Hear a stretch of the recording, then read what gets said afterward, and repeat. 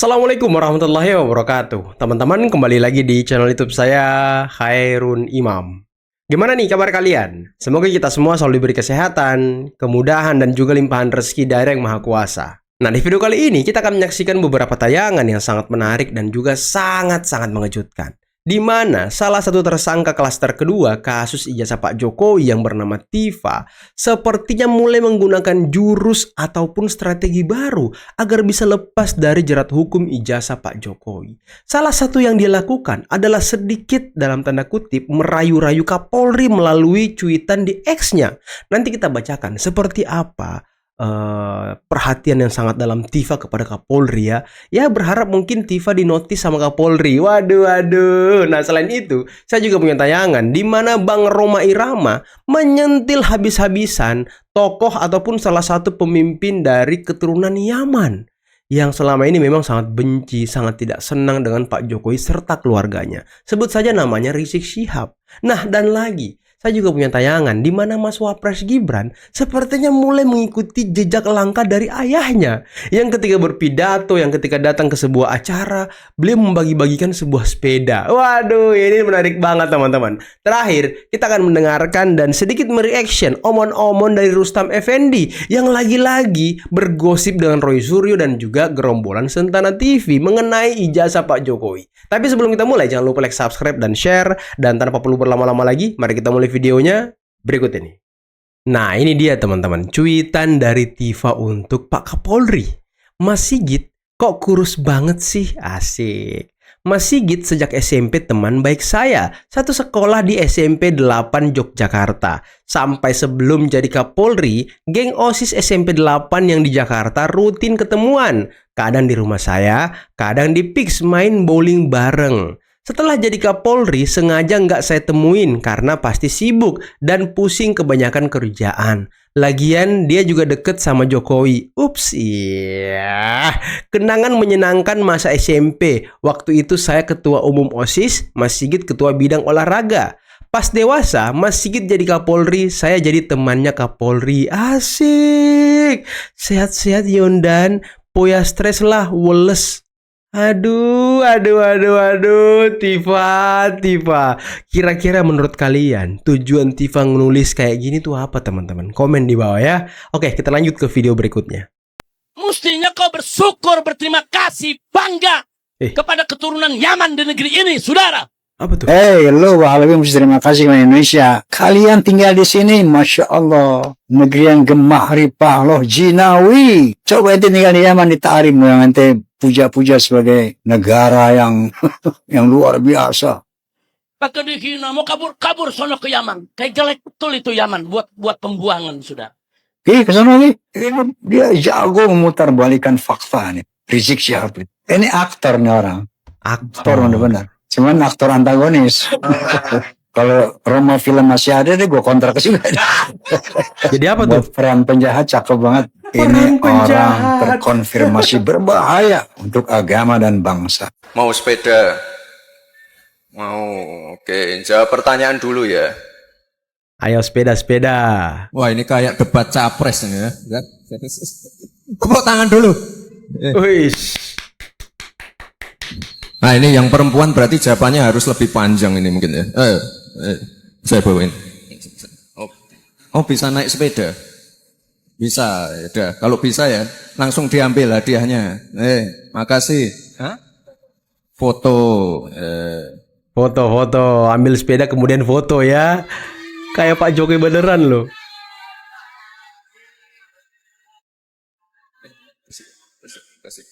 Makasih. Waduh, luar biasa Mas Wapres ya. Dapat sepeda lipat. Keren. Ada buku penur. Aduh. Nah. Waduh. Tepuk Keren tangan dulu banget. untuk santri tambah beras. Keren banget Mas Wapres sama para santri ya. Mohon izin kami lanjutkan Pak Kiai. Yang menarik buat kita, tidak ada kita ketemukan arti dari kata kadaluarsa dan 14 hari yang harus dikembalikan kejaksaan SPDP-nya kepada penyidik. Tidak ada untuk itu. kecuali kalau mereka itu ditahan. Teman-teman, saya mendapat berita yang sangat gembira. Saya katakan gembira, ceria, Jumat ceria dan Apa tuh? sebagainya. Apa tuh Bang? Bahwasanya P21 itu akan turun, akan diumumkan itu insya Allah itu adalah di minggu depan, dilaksanakan langsung oleh ya Polda Metro Jaya tentunya.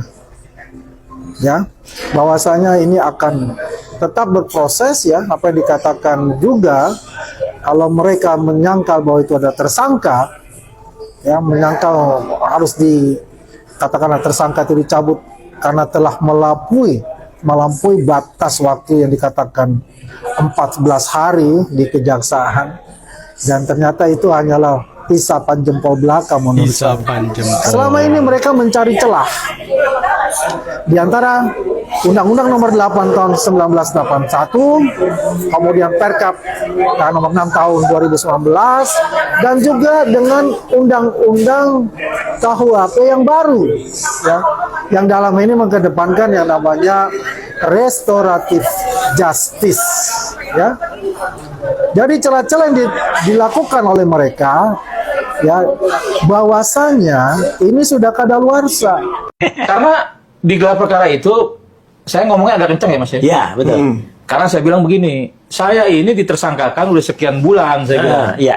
Tapi sampai hari ini saya nggak pernah tuh ngeliat ijazah aslinya Jokowi. Betul. Kita juga nggak pernah. Iya, makanya saya minta Nggak pernah. tolong lihatkan.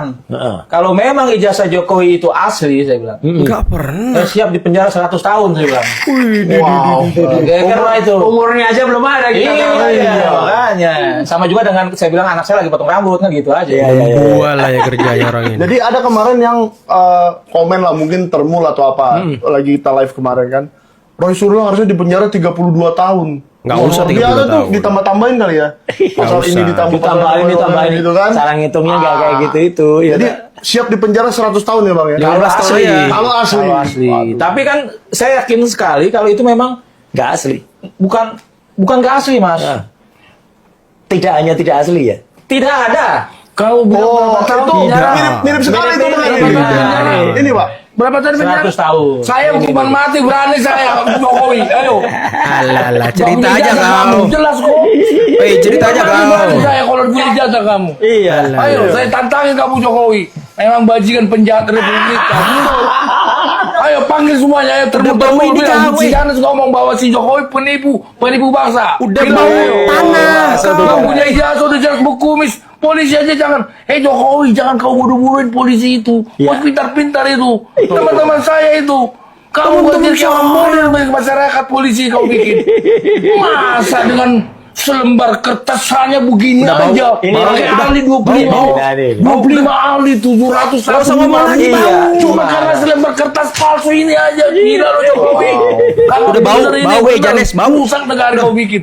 Emang Wah, rusak, memang rusak. gila Jokowi. Bener, Udah ayo. stop ngomong. Aduh. Ayo saya tantangin kamu Jokowi. Sok-sok Bawa. iya orang ini ya kan. Jangan kamu menyewa pengacara, mengawal semua. Kalau masalah pramuka, sudah jelas buktinya ada pengakuan kepada saya. tapi gini, bahwa mana saya buktinya? mau bersaksi hanya di pengadilan. Oh, udah ada orangnya yang mau bersaksi di pengadilan dari pramuka. Iya, ada.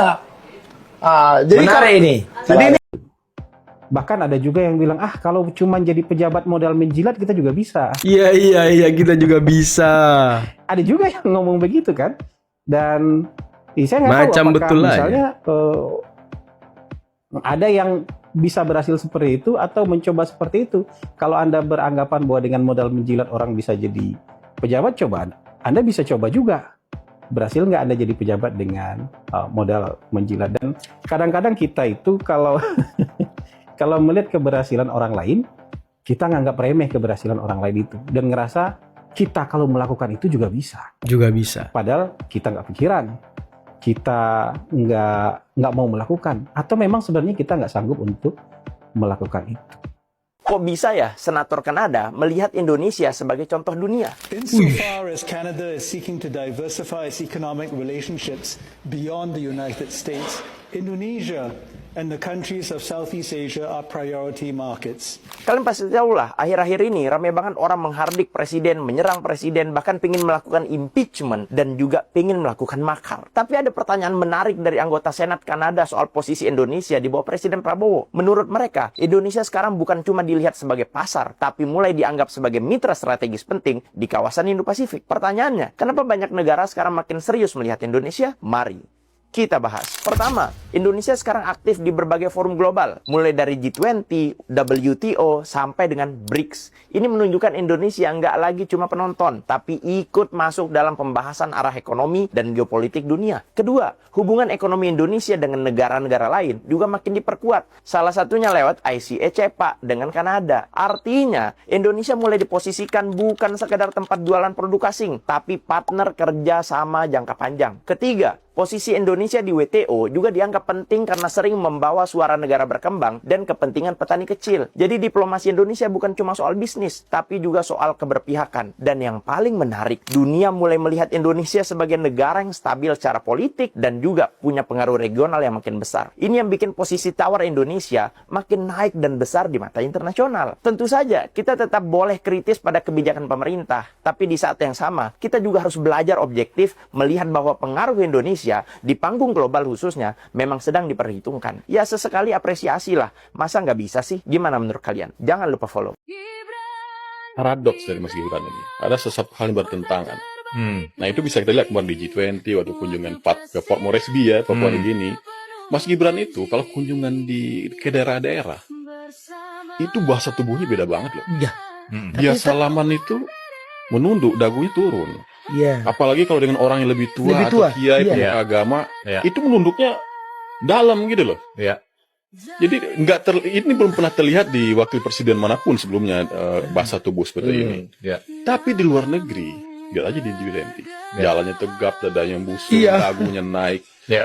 Beda sekali itu bahasa tubuhnya. Itu mungkin menunjukkan bahwa saya ini bukan sebagai Gibran wakil presiden seperti biasa, tapi saya ini mewakili Indonesia setara di panggung dunia. Mungkin begitu ya. Kalau kata orang Padang mungkin di mana bumi dipijak, di situ langit junjung mungkin ya. Nah itu menurut saya itu menarik sekali. Menurut Bro Uki gimana itu? Itu penting ya. Itu kan attitude ya. Itu penting sekali. Kenapa? Karena Mas Gibran itu menunjukkan seperti ini. Di tengah-tengah rakyatnya beliau santun. Di tengah-tengah rakyatnya beliau menunjukkan bahwa beliau adalah salah seorang pemimpin negeri yang orientasinya itu melayani. Pelayan rakyat ya? Pelayan. Iya, betul. Apalagi ketika beliau sedang berinteraksi dengan katakanlah kiai. Ya. Beliau sedang berinteraksi dengan tokoh-tokoh adat dan lain-lain. Itu di sana saya menengoknya itu adalah beliau menunjukkan kerendahan hati, ya. Beliau melepaskan atribusi kewakil presidenannya dulu. RI2-nya itu dilepaskan dulu. Beliau hanya, ya sudah, saya seorang Gibran Raka Buming Raka, ya. Saya seorang orang muda di Indonesia, dan di hadapan saya ini adalah orang yang jauh lebih tua. Di hadapan saya ini adalah seorang kiai. Di hadapan saya ini adalah seorang tokoh adat. Maka sudah menjadi kewajiban bagi saya untuk kemudian menunduk menjadi lebih rendah daripada beliau-beliau ini. Itu ya, baru kemudian mungkin ya ketika sudah membahas substansi, beliau melekatkan kembali atribusi wakil presidennya. Ya. Berbeda dengan ketika di G20. Di G20 itu atribusinya bukan hanya dipakai sebagai wakil presiden, tapi sebagai seorang yang mewakili sebuah negara yang berpenduduk 285 juta. Nah teman-teman, itulah tadi beberapa video yang bisa kita simak, yang bisa kita saksikan pada kesempatan kali ini. Dan waduh, memang ya, Mas Wapres Gibran ini sangat luar biasa loh. Gesturnya, attitude-nya itu juara banget. Persis apa yang dijelaskan oleh Bro Uki tadi. Kalau beliau bertemu dengan ulama, orang-orang tua di Republik ini yang tokoh-tokoh, ya beliau menunduk gitu. Beliau merendah, tidak membusungkan dada. Tapi ketika beliau bertemu dengan delegasi-delegasi asing, bertemu dengan pemimpin-pemimpin negara lain di sebuah forum internasional, beliau membuktikan dan menunjukkan kewibawaannya, teman-teman. Dan ini sangat luar biasa. Sosok anak muda yang jago, yang luar biasa, yang paham, tahu mengenai cara memposisikan diri. Itulah Mas Wapres Gibran Raka Buming Raka yang ya saat ini sedang digoyang-goyang oleh orang, yang saat ini sedang berusaha untuk diredupkan oleh orang, yang saat ini sedang berusaha dijegal oleh orang agar tidak menjadi wakil presiden Pak Prabowo nantinya di 2029, agar nantinya Gibran dan juga keluarga Pak Jokowi selesai. Kan ini yang diinginkan oleh orang, teman-teman. Dan tadi gimana ya? Tifa itu kira-kira sedang apa, teman-teman? Apakah dia rindu dengan Pak Listio Sigit ingin bertemu, reuni? Apakah seperti itu yang dia inginkan? Kemudian ngobrol dari heart to heart, iya, heart to heart, untuk membahas mengenai persoalannya mungkin aja. Ini hanya bayangan-bayangan skenario saya saja, teman-teman ya. Tapi apapun itu ya, itu hak Tifa. Setiap orang memang punya hak untuk melakukan hal demikian. Cuman ya kita doakan saja semoga Tifa berhasil gitu ya kan. Berhasil lolos dari jerat hukum. Cuman tadi bocoran dari Bung Andi Aswan, Jumat ini akan ada kabar yang sangat luar biasa. Akan ada berita yang menggemparkan mengenai tersangka klaster kedua. Karena kan berkas yang baru dikirim ini kalau nggak salah baru berkas para tersangka klaster kedua. Yang klaster pertama belum, teman-teman. Jadi ini akan ada kabar yang menggemparkan dari klaster kedua. Apakah nanti berkasnya P21? Ataukah nanti mereka akan ditahan kemudian dikirim ke kejaksaan? Atau seperti apa? Nanti kita tunggu saja. Semoga minggu ini sesuai dengan prediksi Andi Aswan. Karena dia tadi ngomong dapat kabar gitu ya kan. Nah ini yang kita tunggu. Jangan sampai ya kabarnya ini meleset lagi, jangan sampai. Kita sudah berharap banyak nih. Banyak orang yang sering komen di video saya, "Bang, kapan P21? Bang, kapan di sidang? Bang, kapan dibui?" Waduh, saya juga nggak bisa jawab, teman-teman. Saya juga nggak bisa memprediksi, melakukan penerawangan, nggak bisa. Jadi kita percayakan saja semua kepada kejaksaan, kita percayakan semuanya kepada kepolisian, karena ya memang polisi sepertinya sangat hati-hati, kejaksaan sangat hati-hati, karena ini kasus sedang disorot publik, sedang menjadi pusat perhatian publik, dan suara-suara sumbang yang lahir dari kasus ini tuh banyak banget. Mereka selalu berkuar-kuar di podcast, berkuar-kuar di TV, dan ini sangat bisa mengganggu proses hukum, teman-teman, karena kan ada tekanan gitu, dan tekanannya sangat keras. Nah ini yang mungkin dihindari oleh para penegak hukum ini, agar semuanya clear, nanti di sidang semuanya terbuka secara terang, nanti di sidang tidak ada lagi pertentangan, nanti di sidang semua bukti dikeluarkan, jaksa sudah yakin, penyidik sudah yakin, dan mereka bisa meyakinkan hakim bahwa gerombolan pembenci Pak Jokowi memang bersalah. Oke lah teman-teman, mungkin cukup sekian dulu video kali ini. Jangan lupa like, subscribe, dan share videonya. Akhir kata, billahi taufiq wal hidayah. Assalamualaikum warahmatullahi wabarakatuh. Bye-bye.